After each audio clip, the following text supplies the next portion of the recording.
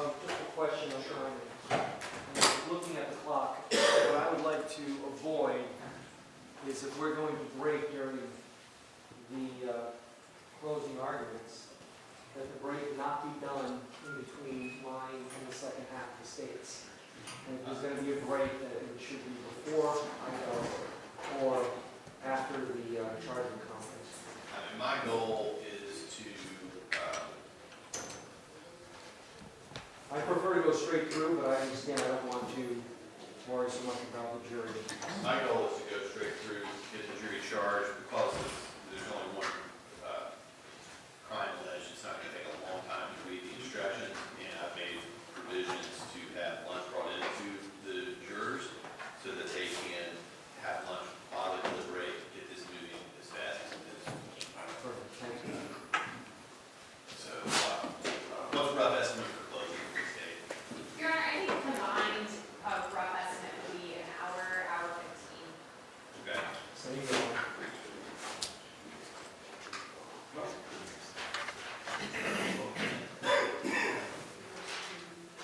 All right, you ready to bring the jury in? Yes, Your Honor. Okay, bring the jury in.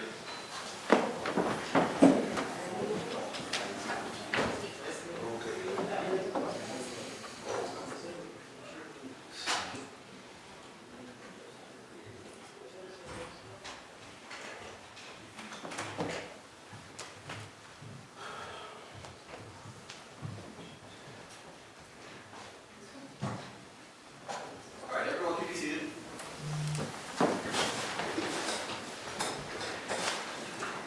So both the state and the defendant have now rested their case. The attorneys will now present their final arguments. Please remember that what the attorneys say is not evidence or your instructions on the law. However, do listen closely to their arguments. They are intended to aid you in understanding the case. Each side will have equal time, but the state is entitled to divide this time between an opening argument and a rebuttal argument after the defendant has given his closing argument. State, are you ready to proceed with closing argument? We are. All right, you may proceed. Thank you.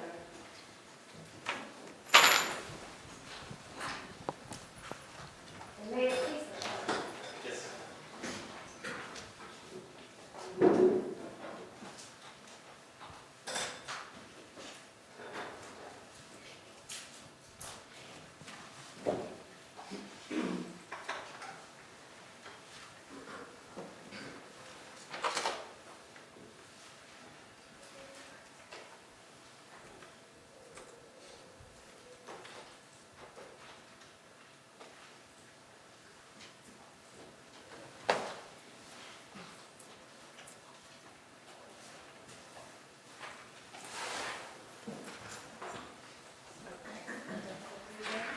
I apologize.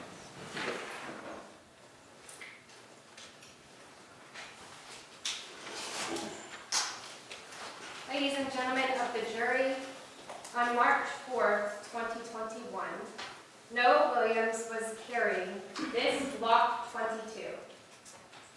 And he was carrying it in the appendix posture, the same position that officers have described to you that they have personal experience carrying a firearm.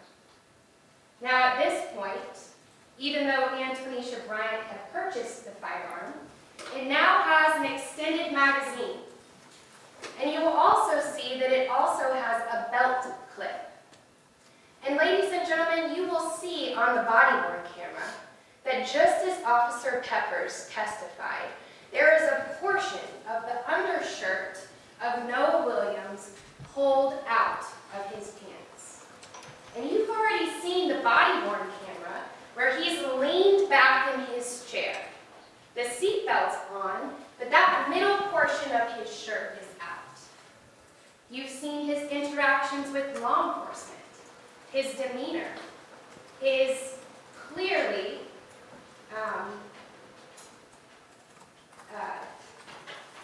not wanting to have any interactions with the police.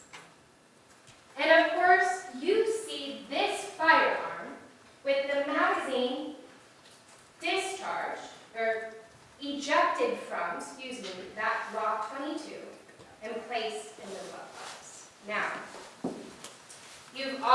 heard a song that he's rapped about this particular firearm. Because of course it was purchased on October 4th, 2020. And by October 28th, he had already produced a song with lyrics talking about this Glock. How it cost him $300. How, one of the more important parts of the song, he gets females who are over the age of 18 and can purchase firearms legally to purchase them.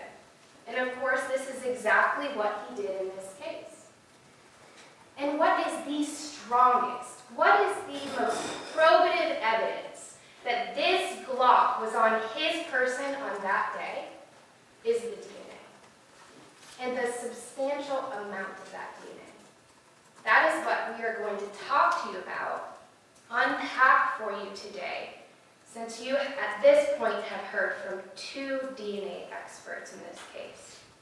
Now first, I'm going to go over the applicable law in this case, because it's also just as simple as the facts of this case, the law is simple as well. Remember how Ms. Anderson told you in her jury selection that our burden only applies to the elements? That's very important to remember. As a juror, under oath, abiding by the law, following the law, and rendering a lawful verdict in this case, you are bound to only apply the state's burden to the elements in the case. And there's only 2 elements in this charge. So let's break that down for you. Possession of a firearm by a convicted felon. The 2 elements are 1, that he has been convicted of a felony, and that was stipulated to you. You already heard at the very beginning of this trial, His Honor read a stipulation wherein all of the parties already agreed that this element has been met. Element 2, after the conviction, he knowingly owned or had in his care, custody, possession, or control a firearm. Now you are going to get some definitions in this case. We're going to talk briefly about those definitions. First, what is a firearm? Well, it's certainly this Glock 22 with this magazine. That's not a clip, that's an extended magazine. And no, it doesn't come standard with a Glock 22. And so, it's reasonable to assume it didn't come standard with this particular firearm that Ms. Bryant purchased. Why is that? Because you've heard testimony that that purchase was from Castleberry Police Department. It was the standard buyback purchase that you already heard 2 other officers testify about going through the same process in front of GT distributors and conducting that same purchase. This came from a police department. A police officer is not going to carry that Glock 22 with an extended magazine. That's something that Mr. Williams added on before he had it on his person on March 4th, 2021. Is it designed to or readily converted to expel a projectile? Absolutely. It was loaded. There wasn't one in the chamber. Is anyone surprised by that? Where was it? In the appendix position. We're not going to expect a round in the chamber. There were 18 bullets loaded in the magazine. Here's the full definition. Can it be readily converted to expel a projectile? But it can also include just the frame or the receiver of the weapon. That is a firearm under the definition of Florida. For a firearm. What does it mean to possess something? This is really important for you to understand, because possession is not the same as ownership. And sometimes we may feel that way. You do not have to actually own an item to be in possession of it. So we need to break down the definition of possession in Florida. To possess something, you've got to know about its existence and intentionally exercise control over it. There's absolutely no evidence that someone unintentionally put this firearm on Mr. Williams' person. Control can be exercised over a firearm whether it's carried on a person, near a person, or in a completely separate location. Mere proximity would not be enough without more. Does not establish that the person intentionally exercised control of in the absence of additional evidence. And we'll talk a little bit more about the difference between constructive possession, where we can actually find an individual in possession of something that's in proximity to them, given certain circumstances, but how this doesn't apply to this case. So let me break that down momentarily. But first, control can be established by proof that Noah Williams had direct personal power to control the firearm or the present ability to direct its control by another. All of this is very commonsensical to us, knowing that this DNA evidence and the other circumstantial evidence and the other things that we observe on the body-worn camera, here on the body-worn camera, show he's in actual possession of this firearm. So let's move to that, okay? Because in this case, you are going to have to make a special finding. And I submit to you it is because of the facts in this case. Because the DNA is of such a substantial amount, it is absolutely reasonable to conclude from all of the evidence that it was on his person. I'm going to get into that more. Actual possession is when we have an object on our person, or we have it within immediate physical reach with us. That is actual possession. And in Florida, we juxtapose that. We compare that actual possession to a different type of possession in some scenarios, which again, I would argue does not apply here. And what that is, again, actual possession on your person or immediate physical reach. It's compared to constructive possession. And what I'd like to give you an analogy of that has nothing to do with this case is if we imagined a whole separate case involving a female that doesn't relate to this case at all, who owns a house, and she's the sole occupant of the house. And for some reason, a lawful investigation is conducted, her home is searched, and an object is found in her house. This constructive possession definition is allowing the state of Florida to establish possession even in certain circumstances where an object may not necessarily be on a person, or it may not be within immediate reach. And yet in these certain circumstances, under the constructive possession definition, we can establish that that individual does in fact possess that object. They very well could own and possess it, but we understand there's a distinction here between actual possession and constructive possession. In this case, the defendant actually possessed the firearm. You'll also see in the jury instructions that the state is only required to prove that the crime was committed on or between November 4th, 2020 and March 4th, 2021. It should be no surprise to you that it is the state's position in this case that Ms. Bryant purchased this firearm from Mr. Williams. When was it purchased? November 4th, 2020. When was it recovered? March 4th, 2021. Now I want to talk to you about some of what we have been hearing in this trial.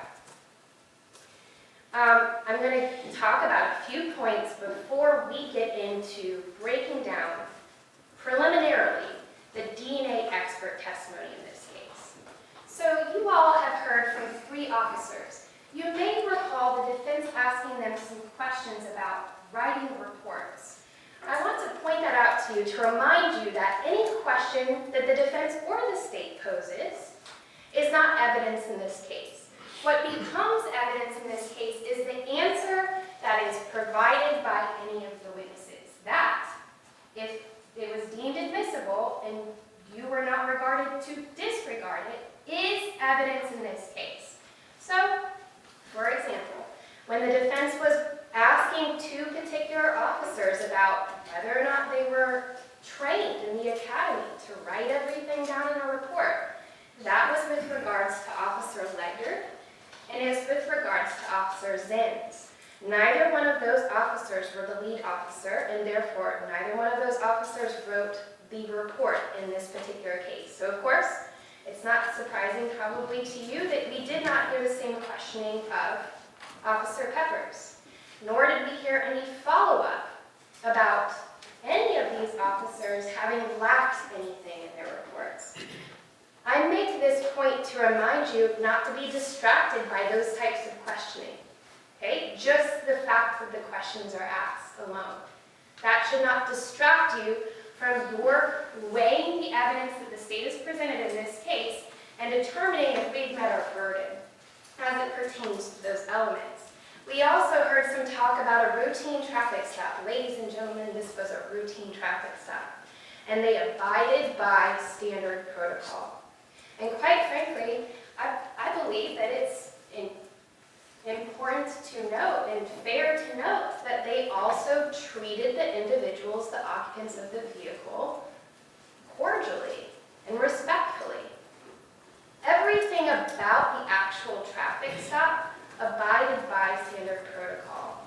We heard some pushes. Well, let me refresh your recollection. With this policy that ended up having nothing to do with body on camera, it was a dash camera, and of course it didn't actually have to do with any police department in this entire state. It had to do with Arkansas. What's the bottom line though? The bottom line is that these officers conducted the traffic stop per protocol. They had the officers on scene that they needed to have on scene based on the traffic, based on the number of occupants and the work that needed to be done in the case. They could not call a crime scene unit detective. And I know that the officer Peppers was trying to explain that to you, that that's not part of the policy, and that the crime scene unit would not have responded. There are other crime scene units that the crime scene unit detectives have to respond to. In a traffic stop wherein a firearm is recovered, a crime scene unit detective is not going to respond. And so his collecting of that firearm, using two separate gloves, collecting the corresponding magazine and the firearm, and then putting them in one bag, taking those gloves off, collecting the corresponding firearm and corresponding magazine and putting them within one bag. All of that complied with standard protocol. And there was no evidence otherwise. Now, there was a suggestion that these officers, particularly Officer Pepper, should have begun to conduct an analysis on fingerprints, DNA, swabs, what have you, at the side of the road in the middle of this traffic stop. That is not part of, nor would I argue, is it reasonable to assume that a patrol officer or a task officer could undertake in circumstances like this.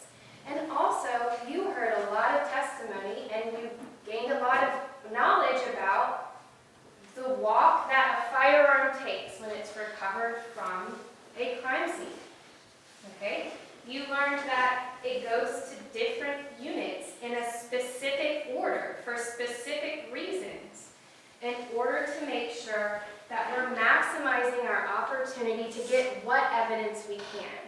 I believe Ms. Anderson told you in opening, I cannot recall in jury selection, to not have this sense of what I and what others have deemed this CSI effect, right? Where we watch CSI shows on TV and we begin to develop this false understanding of what the reality of technology is. And this was really an opportunity for you to learn much more about that. Where does this firearm go? It is not the responsibility of a patrol officer to print the firearm on the scene and to do those types of tasks on the side of the road. This firearm has to first go and be swabbed, and then it is sent to Leighton, and then it is sent to be test fired. It has a very specific path of travel. In that path of travel, it's kept zip-tied, it's kept separate, it's kept in a separate box, it's kept in this vault, it's checked out, it's signed, it's taped, it's this, it's that. It goes through step A, B, C, D, and E. And those officers prepared it such that it could go through that process. And they cannot be held to be responsible for certain tasks that are not within their duties. And we wouldn't want that to. Remember the number that we heard of the average number of firearms that go through this process because they're recovered every year in Duval County? 1,800 firearms. 1,800 firearms. Now, you heard some challenges by the defense to Shalonda Adams on the stand. I want to point out one to you. There was this line of questioning that questioned why she would meet with us before trial. Okay? You're going to hear a jury instruction read by His Honor, and it will be in your jury instruction packet, that you are not to consider the fact that the state or the defense would meet with a witness prior to their testimony. That line of questioning, the fact that Ms. Adams met with us to tell us about her findings and to talk to us about what she would testify to, should not impact your ability to hear. Now, why would the state call Ms. Adams? Because in the process of this firearm going through the different units, it went through the latent print unit. And the defense suggested in the opening, it is fair to say, that the state purposefully sent this firearm back to fingerprint unit and back to FDLE twice. And I believe it's fair to state, submit to you, that the defense was insinuating that we were doing that purposefully to try to push these units to come back with evidence. I hope, and I know it's been a bit complicated to hear all of the testimony and evidence in this trial, I hope it has become clear to you how absolutely wrong that insinuation was. I'm going to break it down just in case it's not clear. This firearm, in the normal process, was sent to latent. The latent printed analyst that actually did the examination that Ms. Adams testified they always do, where they do this in the bulb and then they put it under the UV light and then they analyze it for the prints and they see if there's any prints of value, which means it can't be a partial print, it's got to be enough print to be able to establish that, yeah, this is definitely the print of someone and not someone. We can't make mistakes here. We need full prints of value. That process, it was conducted by a different analyst. That analyst was not available to testify in trial. I can't just Ms. Anderson, myself, the state of Florida, we cannot just put Ms. Adams on the stand and say, isn't it true that so-and-so analyst that conducted the work on this firearm came to these results? No, we can't do that. When we learned that that analyst was going to be unavailable for trial, we literally had to send the gun back to be processed over again. And what she did was all she could do in those circumstances, which is, at this point, re-examine it visually and determine, ladies and gentlemen, there are no fingerprints on this firearm. This is not surprising to us. In the year and a half that Ms. Adams has been doing this work, only between more than 10 but less than 50 firearms have been found to have prints. And she didn't even specify if that's actually prints of value. Now remember, what is the average number of firearms coming through every year? The average is 1,800. So we cannot allow our prior experiences watching movies or TVs to make it such that we have higher expectations than what reality, what the people of the state of Florida can produce to you. And so, the same goes to the DNA evidence in this case, because the same insinuation was made. And what was that insinuation? That we had asked that this be reworked, and that wasn't the case at all. FDLE had already established that Mr. Williams' DNA was on this firearm. We knew the major contributor was a female. We knew that Ms. Bryant was the purchaser of the firearm. I submit to you that we knew that that major contributor was Ms. Bryant. Eventually, we were able to get her DNA after going through getting a search warrant. Right? Once we got a search warrant, once we were able to serve the search warrant on Ms. Bryant, get her DNA swab and submit it to FDLE, FDLE already testified that they did nothing more. Here's the results. Here's the swab that was already taken by Mr. Watzlawick of the firearm. And the actual DNA material of that swab had already been analyzed. And from that analysis, she was able not to rework or do anything differently, but confirm that the major was in fact Indonesia Bryant. Now, we have some very significant lyrics coming into that My Block song, and the timing cannot be ignored. My Glock comes out only 24 days after the purchase of this firearm. And Detective Daigle was challenged about that.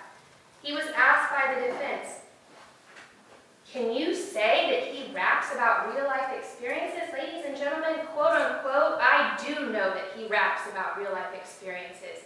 Well, can you say that about all of his songs? Quote, "I can say that about the majority of his songs." Can you really say that the timing about that is not a coincidence when you listen to the lyrics and it's plain from the lyrics that this is what he is doing? He is essentially telling you that he, when given the opportunity, is setting up a straw purchase for himself. And what do you already know about him? That he was a prohibited person during this entire time frame. Now, I'm going to end my first close talking a little bit about the DNA testimony because it's so important for you to understand. I'm going to start with the defense expert.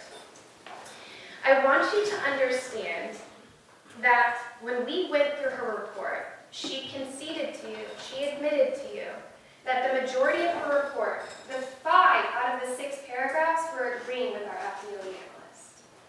That 6th paragraph I broke down for you sentence by sentence. And do you know what she said in that? Do you recall? In her report, she's questioning things. She's saying, you know what? I don't know if these officers didn't change gloves. I don't know if when that firearm was recovered, the magazine had already been ejected from it. I don't know if when that firearm was recovered, it was placed in the same bag as the other firearm. But ladies and gentlemen, what did she tell you on the stand? She told you that after she watched the trial, all of her concerns about that had been dispelled. She was no longer concerned about any of those factual scenarios that she posed could potentially result in transfer DNA. Listen very carefully, though. Even though any one scenario could result in transfer DNA, that would amount to a trace amount of DNA. And what are we hearing? I'm going to skip ahead a little bit to Ms. Adana because it's so important for you to understand. There was a reason that the defense, when they asked questions about their hypotheticals, posed those questions with bodily fluid within the hypothetical. When you think back about the hypotheticals they use, they're not just going to say skin cells. They're not just going to say the sloughing of the skin cells. In every single hypothetical, he had to include blood or some type of bodily fluid that we know would contain DNA. Why is that? And when you look at the body worn camera, tell me if you see any wetness on this firearm. Because what you heard Ms. Adana explain and what their defense expert could not refute is that for this much transfer DNA, I strike this much because that's an inappropriate statement to make. For transfer DNA to occur, it's going to require the transfer of bodily fluids. Now, I'm going to come back to that. What else did the defense expert, giving her credit where credit is due, admit to? She used words like there was plenty of DNA. She agreed there was a substantial amount. She agreed that there was so much DNA that an entire profile could be determined from it. That's not even something our expert would go to. Do you understand the markers that are required for that? Now that's why, of course, we asked Ms. Adana, but she wouldn't go there, but I can tell you that your common sense will. Does not the likelihood ratio, the fact that Mr. Williams is 170 billion times more likely to be on that gun, doesn't that alone suggest that there's a substantial amount of DNA? She said, I can't say that. This is just talking about the likelihood he's on the firearm. But that's what their defense expert said. There's so much DNA here that we're finding him at every single marker. And that should be significant to you when you're analyzing whether transfer DNA in this case is reasonable. Because that's your consideration. And that brings me to the loveliness. Well, let me go first to this. This defense expert seized an opportunity at one point. that she thought would work, and I hadn't quite gotten up to speed to her yet. She did seize on an opportunity when I asked her what her experience was with regards to the results of swabbing objects for firearms and finding DNA. Because what is the point here, and what does the evidence actually show you? We've got 4 separate swabs in this case. Understand that there was an insufficient or too complex of an amount, but there was insufficient DNA on 2 of those, 2 of those 4 objects, okay? That, I submit to you, is not uncommon. So what I did was I asked her, is it not true that it's pretty rare to get this much DNA? I actually asked her, isn't it true that it's uncommon to swab and in every single case find DNA? Questions like that. And she said, you know, we get pretty good statistics on that.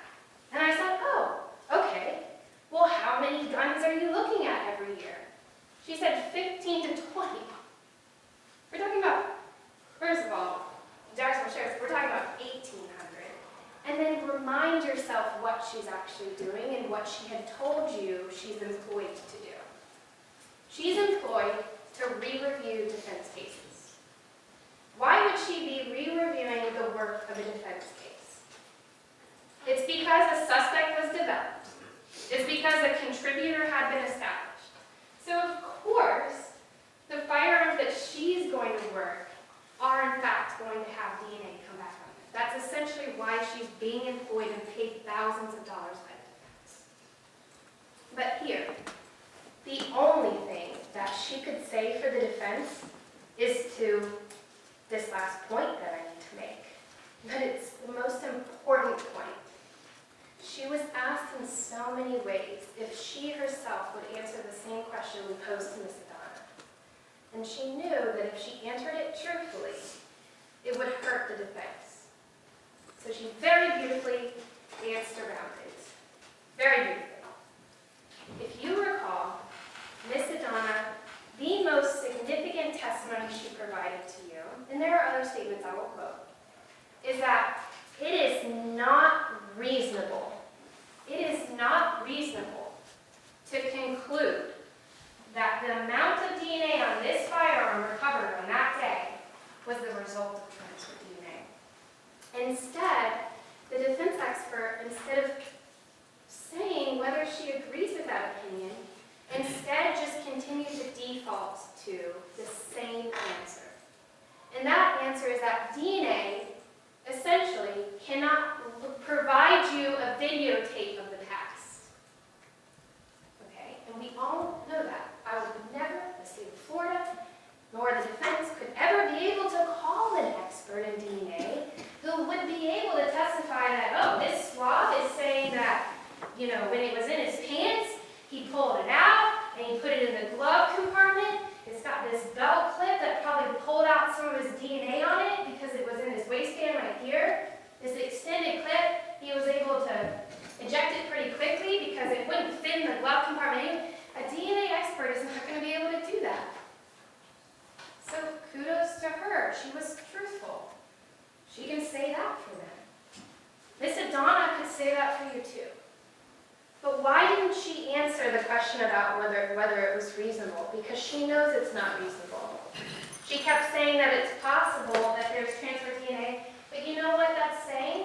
It's possible that part of that DNA was transferred there, but there's so much DNA there that we know that it came from his person. It wasn't wet. There wasn't blood on that gun that night. There wasn't spit that he had just spit in her.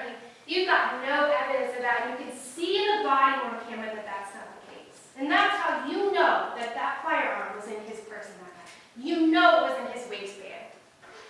And that's what Adana testified to. Quote unquote, that's a lot of DNA. Quote unquote, substantial amount. Quote unquote, a large amount of DNA on the Glock. A lot of DNA here.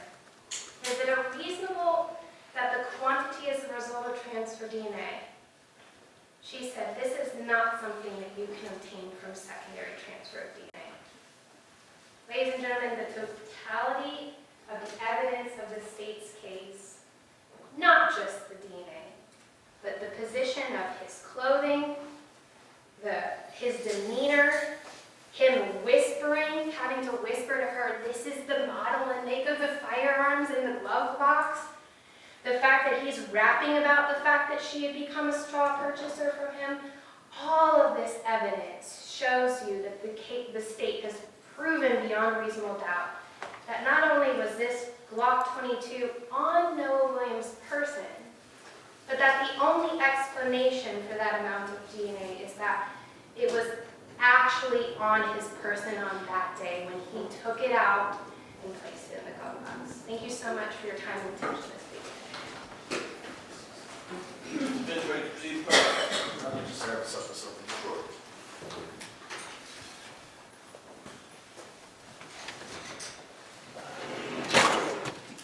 This is a simple case. This is a simple case that boils down to the one word that Mr. Bigney just spent 1 hour arguing and avoided like the plague. Quantity. The quantity of this defendant's DNA on that firearm. Quantity. That is what makes this case so simple.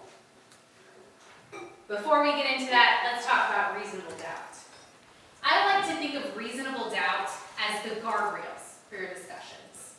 If you find yourself trying to force yourself to believe something, rein it back in. If you find yourself speculating or thinking, maybe this is possible, rein it back in. They're the guardrails that help you and guide you to use your common sense. Reasonable doubt is something that wavers or vacillates. So what is it not? It's something that you know in your head, your heart, and your gut. Mr. Bigney just said something about unanswered questions. If you have unanswered questions at the end of this trial, that does not equate to reasonable doubt. If you feel that the state has met their burden and proved the elements, then the answer is guilty, even if you have unanswered questions. The nature of trials is that you might not get to know everything. You need to focus on the elements of the crime and whether or not the state has proved them beyond a reasonable doubt. So a good example of forced doubt has to do with this firearm, which I'm just going to take this opportunity to tell you that this is a clip here. This is a magazine. Mr. Bigney just said the definition of a firearm, the state hasn't put on any evidence whatsoever to meet the definition of a firearm. There is no requirement that we bring in casings and say, look, we use this gun and here are the casings. See, it fires. That definition includes the frame of the gun, the frame of the gun. And your common sense tells you that this gun that has a magazine loaded with bullets meets the definition of a firearm. But you also heard Scott Watzlawick testify about that process that firearms go through. They get swabbed for DNA, they get tested for latent prints, and then they get test fired. And this gun went through that process. That's a distraction. That is something that they're trying to force down.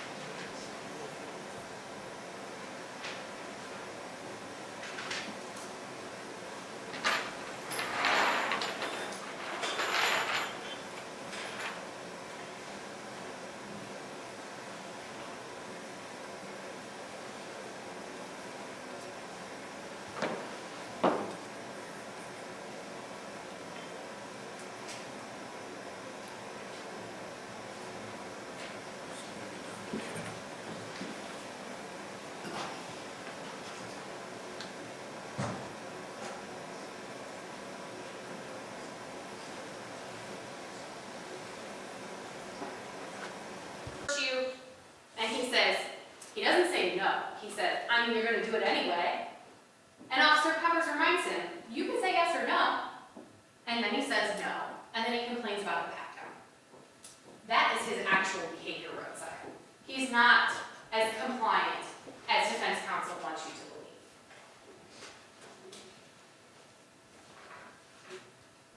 believe. This song. So defense counsel just said, well, we don't know who wrote it. And Detective Daigle got on the stand and said, it must mean this. No, that's actually for you to decide.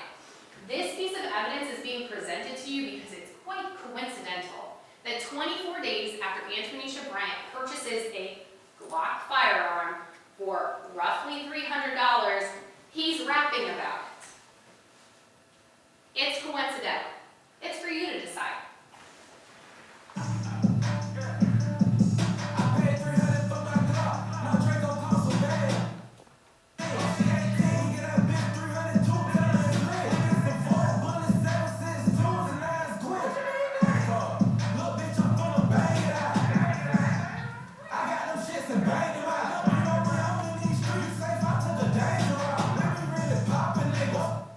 What did Detective Daigle also tell you?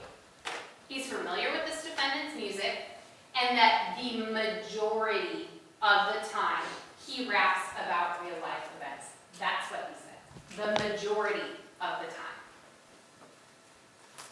In rapping about owning a Glock for $300, 24 days after your girlfriend purchases it for you, he took the danger route in putting out that song, and now it's being used against him.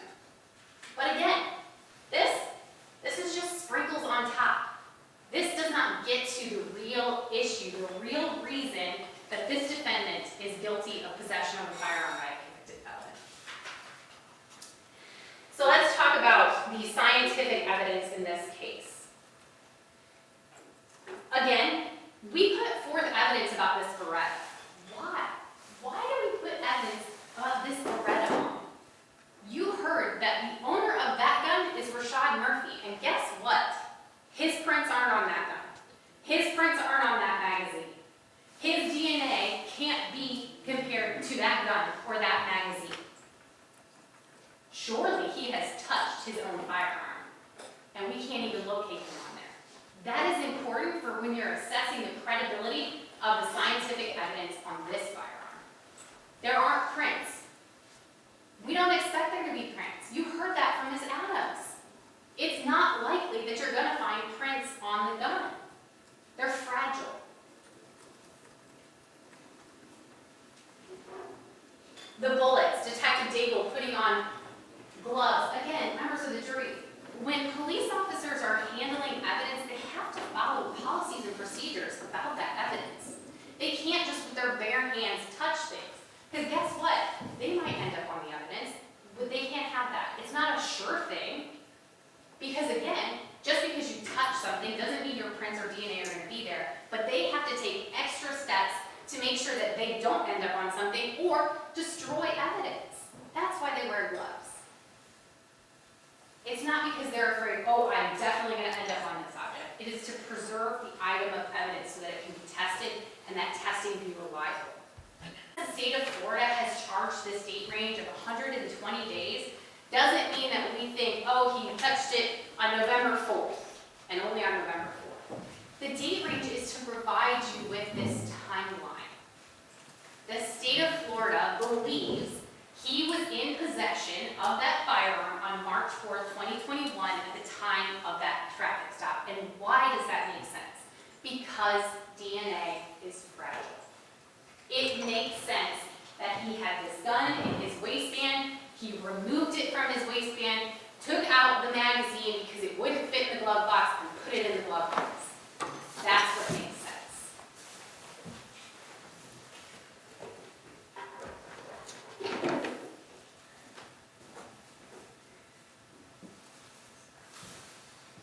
Going back to the how, when, and where. Defense counsel just got up here and said that this date range is so big and that we're only relying on the March 4th. Yes, state of Florida believes that he had a gun on him on March 4th, and he calculated that out to 1% chance. So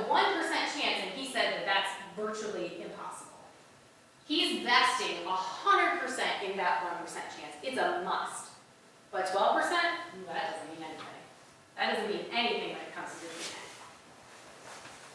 Ms. Adana talked to you about those percentages, 79, 12, and 8. But what she told you is that those percentages are relative to the amount of DNA. You have to go to that step further, and it's confusing, and I'm bad at math. But she broke it down for you. It's about the quantity of DNA. And she said it and said it and said it. This is a lot of DNA. This is a substantial amount of DNA. And she gave you a couple of numbers to support that. She told you that it is 0.3458 nanograms in total, the autosomal DNA, male and female. And then she broke it down further and said 0.1371 is male. Now, she can't say that that's just Noah Williams, because there's that 8% contributor out there that's unknown. But 0.1371 of 0.3458, and again, I'm bad at math, that's almost 40%. That is a lot of DNA, according to Ms. Adana. And their expert agrees. So let's use a couple of examples. So let's say we have a pot that's 4 inches in diameter. That's what the defense wants you to believe. It's just a tiny little 4-inch pot. But what did Ms. Adana tell you? No, this isn't just a tiny little amount of DNA. This is a 24-inch pot. This is a lot of DNA. It would be like 12% of an eyedropper. That's what the defense wants you to believe. It's this tiny little amount of DNA. No, this is 12% of a swimming pool. This is a lot of DNA. This is a lot of water. A voting example, 12% of 100 votes. Well, that's only 12 votes. But that's not what we have here. We have 12% of 100,000. That's 12,000 votes. That's how you need to think of this. It's not a trace amount. It's not a small amount. It is a large amount. It is the quantity, the word that Mr. Bigney couldn't say. It is the quantity of DNA that tells you that this is not transfer. So let's talk about Julie Hynek. So defense just talked about boyfriend, girlfriend, and hands all over each other, and that it's possible that something happened there, that there was some sort of transfer. Well, guess what? They never asked their expert that. They had her on the stand and had the opportunity to ask her various scenarios, and they didn't. Because her answer is going to be one word. Well, 2 words. It's possible. It's possible. It's possible that she touched him and then touched the gun and his DNA got on there. It's possible that he licked her hand and then it dried and then she touched the gun and his DNA ended up on there. It's possible that she touched his clothing and then touched the gun and his DNA ended up on there. Well, guess what? That's a possibility. But is it reasonable? No. It's not reasonable. And Ms. Adana told you why it's not reasonable. You have to have wet bodily fluids for that transfer to occur. Wet bodily fluids. You heard 0 testimony about that. And they didn't ask her the question. It's our own expert. They had that opportunity. They didn't ask her. Same thing with the papers. They didn't ask her, is it possible or is it reasonable that the papers in the glove box somehow transferred his DNA onto this gun? Never asked her that question because the answer is, sure, it's possible. Like we talked about in jury selection, it's also possible that I put on a jetpack and flew over here and cut a hole in the ceiling and shimmied down the road. The question for you, the question that you need to answer back there is it reasonable?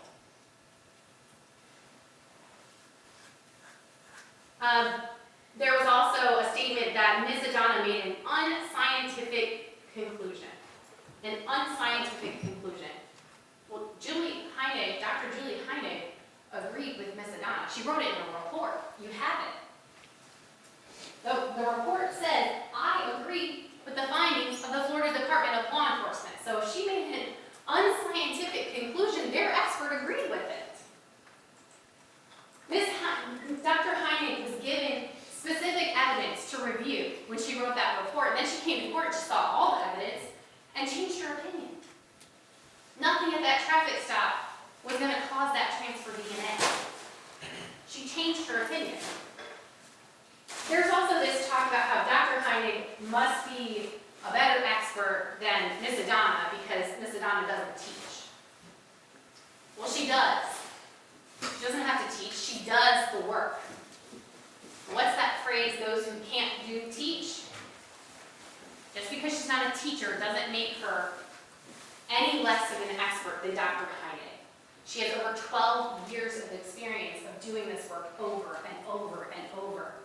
And her work is reviewed. It's reviewed in her office, it's approved in her office, and in this case, it was reviewed by Dr. Heinig and she agreed. Dr. Heinig told you there is plenty of DNA. That was her word. Plenty of DNA. She agrees with Ms. Adana about the quantity of that DNA. The quantity that the defense wants to avoid because it is everything to convict this defendant. Defense also said that she wouldn't answer, that Ms. Adana wouldn't answer the question of how, when, and where. We've already talked about this. She did answer that question. And she told you, I can't say how, when, and where. That's not her job. The defense made this big deal out of, she didn't review body-worn cameras, she didn't talk to the officers, she didn't do this, she didn't do that. That's not her job. Her job is to test things for DNA and provide those results. All of that analysis of a case and whether or not an arrest should be made or a case should be filed is not the job of Ms. Adana. She provides scientific results. Dr. Heinig is hired by the defense to do that additional work. That is her job, to get paid thousands of dollars by defense attorneys to review things and say, it's possible. But like my co-counsel pointed out, when that question that Ms. Adana answered very, very easily about whether or not it's reasonable for this to be transfer DNA, Dr. Heinig just kept falling back on that answer. I can't say how, when, and where. I can't say how, when, and where. She wouldn't answer the question because she couldn't. Because it's not reasonable. The defense has talked to you a lot about the presumption of innocence, and that presumption of innocence, of course, stays with the defendant unless and until the state of Florida proves their case beyond and to the exclusion of every reasonable doubt. And it is the state's position that that one word that the defense avoided like the plague proves this case beyond reasonable doubt. The quantity of Noah Williams' DNA on this firearm tells you everything you need to know. That on March 4th, that gun was on his person, and he pulled it out, put it in that glove box, ridding himself of it, hoping that the police would just take Antonisha Bryant's word for it. You have everything that you need to go back there and use your common sense and find this defendant guilty. Thank you.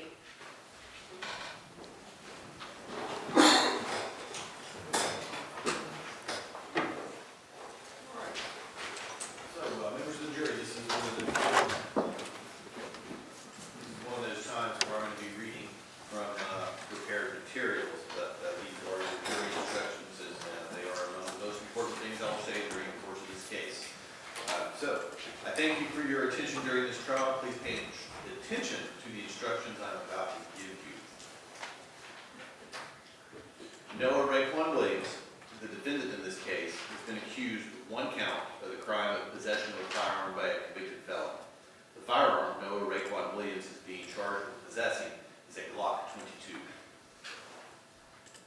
To prove the crime of possession of a firearm by a convicted felon, the state must prove the following two elements beyond a reasonable doubt. 1. Noah Raekwon Williams had been convicted of a felony. 2. After the conviction, Noah Raekwon Williams knowingly owned or had in his care, custody, possession, or control a firearm. Convicted means that a judgment has been entered in a criminal proceeding by a court pronouncing the accused guilty. The parties stipulated that the defendant was a convicted felon on or between November 4th, 2020 through March 4th, 2021.